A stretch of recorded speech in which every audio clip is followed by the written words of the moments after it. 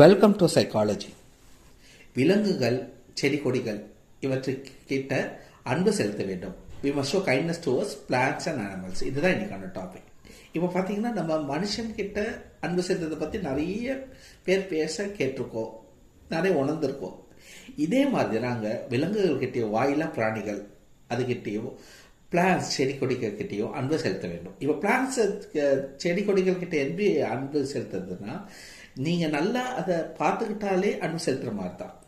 அன்பாக பாருங்க, ஒரு பூ பூத்துருக்கா, அழகா இருக்கா, அதை நல்லா ரசிச்சு பாருங்க. அதை தண்ணி ஊற்றி வளங்க.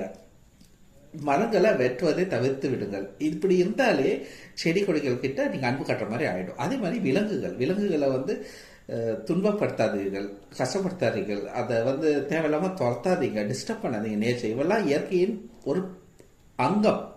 ஸோ செடி கொடிகள், அனிமல்ஸ் கிட்ட நம்ம அன்பை செலுத்துவோம்.